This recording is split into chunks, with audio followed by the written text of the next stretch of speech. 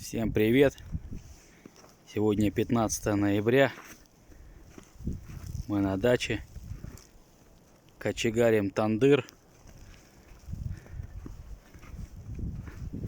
Сильный ветер со снегом, поэтому много чего выдувает. Вот такая у нас картина.